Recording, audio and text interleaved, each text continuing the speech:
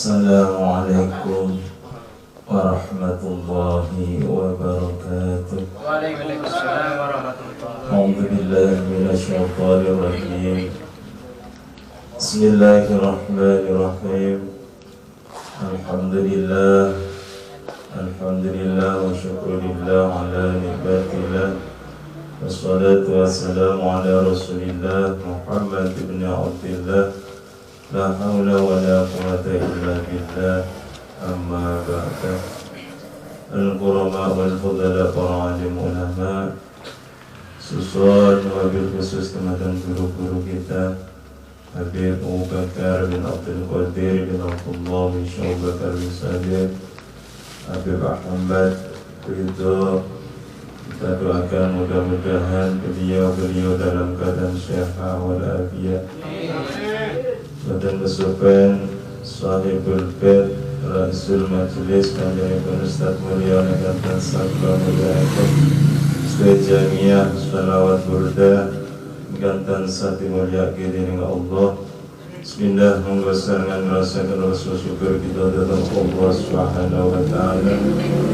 Jadi menapa ing dalem menika kita tasih dipun paringi pinten-pinten nikmat taufiqipun Allah. Arbi syafa'ah wal afiyah, kesempatan kedudukan kita di majelis yang penuh barokah ini mudah-mudahan dicatat oleh Allah menjadi amalan salih dan makbulan. Amin ya rabbal alamin. Salatu wassalamuhu mugi katur kunjuk dumateng junjungan kita Nabi Muhammad sallallahu alaihi wasallam. Mudah-mudahan kita semuanya diakui umatnya dan mendapatkan syafaatnya wonten ing dunya lan wonten ing akhirat.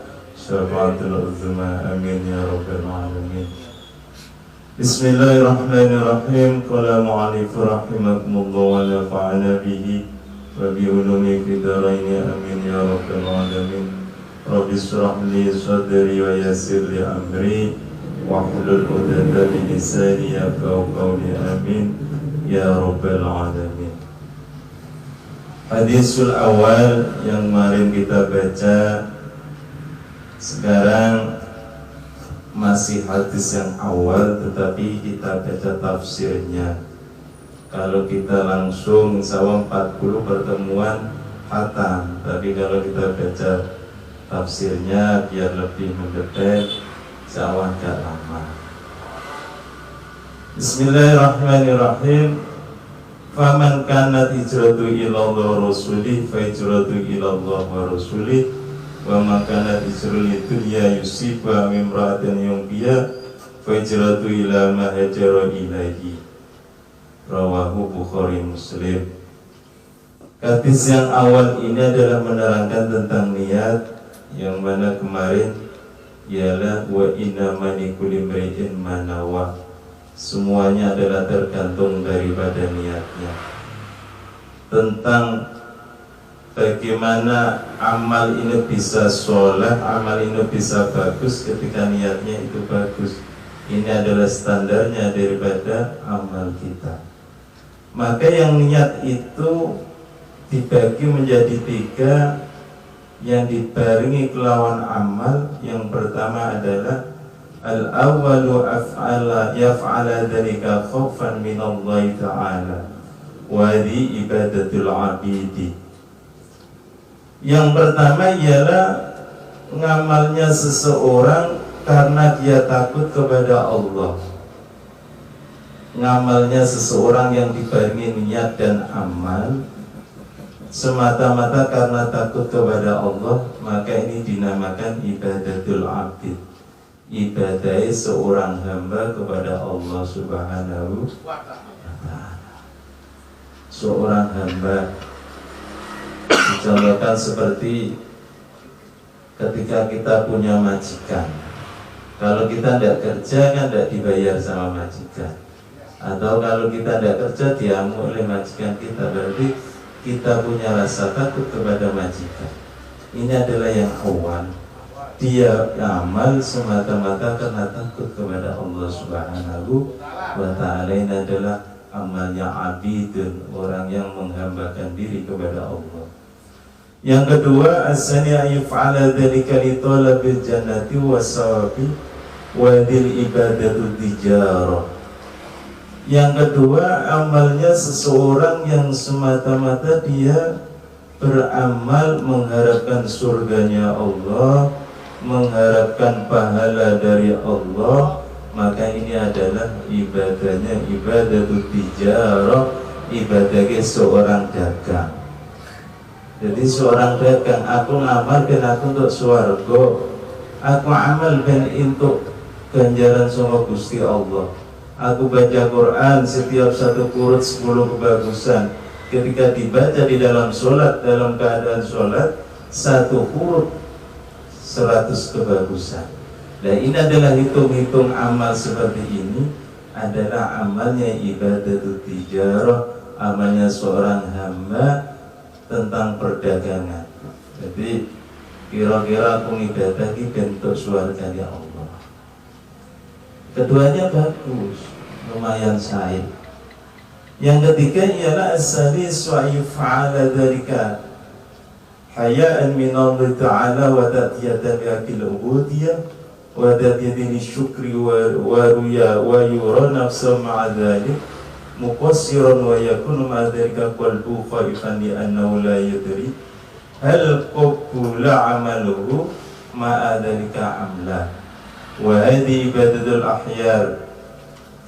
Yang ketiga ialah amalnya seseorang yang mana dia punya rasa malu kepada Allah, diciptakan di dunia ini adalah semata-mata untuk ibadah tentang Allah.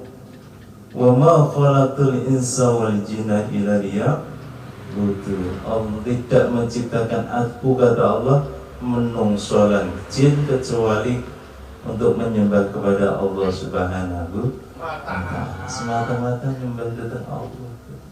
Dan nyembah itu bukan berarti kudu sholat tok mboten, kudu ditaklim majelis seperti ini, tidak. Setiap gerak-gerik kita ketika kita faham tentang ilmu niat ini, maka semuanya bisa menjadi ibadah. Kalau jenengan teng sabin, nanam pari, pantun, jagung seandainya. Dari rumah kita niatkan semata-mata kita di ladang kita adalah mencari nafkah untuk keluarga, untuk kekuatan kita nyembah kepada Allah, maka setiap langkah kita ini dihitung oleh Allah sebagai ibadah kita. Satu langkah. Kalau sawai, kalau jenengan men sawai atau Ustaz Mulyono sawai tebih teng Galung Tutul sana. Ini berapa langkah kita dihitung ibadah kepada Allah. Kalau kita tahu niatnya, seandainya kalau betul diparingi panen, maka ini hakikatnya sudah dapat pahala dari sisi Allah, tidak ada ruginya. Adapun kalau dikasih panen oleh Allah adalah bonus dari Allah Subhanahu wa ta'ala. Jadi kita paham tentang, kita pelajari benar-benar tentang niat ini. Maka ada hadis yang menerangkan niat itu lebih baik daripada amal. Dan niat yang bagaimana kok iso lebih baik daripada amal, padahal belum amal. Maka ketika kita diciptakan oleh Allah menjadi seorang hamba nyembah kepada Allah, agama Islam, iman kepada Allah, dikasih umur 6 tahun seumpamanya, mudah-mudahan banyak umur semuanya. Nah, dikasih umur 6 tahun, 60 tahun oleh Allah dalam keadaan ibadah kita kepada Allah. Tapi diijoli dina Allah surganya abadan abada, selama-lamanya. Karena apa? Karena niat. Seandainya Allah memberikan umur kita panjang selama umurnya dunia ini, seandainya karena niat kita itu yang seandainya saya diberi umur panjang tetap dalam ketaatan kepada Allah, makanya niat inilah yang lebih baik daripada amalnya itu. Jadi 60 tahun dikasih umur dalam keadaan ibadah, ijoliku suwargo abadan abada, selama-lamanya. Karena seandainya dikasih umur dia selama di dunia, umur dunia ini, dia tetap dalam ketaatan kepada Allah Subhanahu wa ta'ala. Begitu sebaliknya, ketika seorang kafir dia menyembah berhala selain Allah, syirik kepada Allah, selama 60 tahun dia syirik kepada Allah, dia abadan abadan selama-lamanya di nerakanya Allah karena niatnya tadi yang Allah. Maka daripada pelajaran ini yang ketiga adalah tentang syukurnya dia kepada Allah adalah ibadahnya seorang hamba yang terpilih, ada ibadahnya seorang hamba yang soleh. Dia beribadah semata-mata tugas dari Allah Subhanahu wa Ta'ala karena syukurnya dia diciptakan oleh Allah. Sehingga Rasulullah SAW memberi isyarat. Di dalam isyaratnya Rasulullah, qadat lahu ya Aisyah radhiyallahu ta'ala anha qoma man laini hatta turamat qadamahu ya Rasulullah. Tatakalaf hadha wa qad ghafara Allah laka ma taqaddama min dhanbika wa ma ta'akhkhar afala akunu 'abdan syakura. Di dalam isyaratnya Rasulullah dengan Sayyidah Aisyah istrinya, setunggal hotel itu Sayyidah Aisyah ini, setunggal hotel Rasulullah menjalankan sholat malam, sehingga Sayyidah Aisyah ini ngendika ya Rasul jenengan niki lho kan sudah dijamin oleh Allah, jenengan maksum dijaga oleh Allah, bahkan qad ghafarallahu laka ma taqaddama min dzambika wa ma ta'akhkhar, dan sudah diampuni dosa yang awal sampai dosa yang akhir. Tetapi kenapa kau ibadah sampai bengkak kaki panjenengan ya Rasulullah? Akhirnya pun dijawab ini Rasulullah, qala Rasulullah afala akunu 'abdan syakura. Adakah engkau tidak tahu ya Sayyidah Aisyah, ya Aisyah, aku adalah termasuk daripada hambanya Allah yang bersyukur atas nikmat yang diberikan Allah. Inilah iman orang yang nomor 3. Mudah-mudahan kita bisa menaikkan daripada kualitas keimanan kita kepada Allah Subhanahu wa Ta'ala. Sedikit mudah-mudahan manfaat, kurang lebihnya nyuwun agung ing pangasami.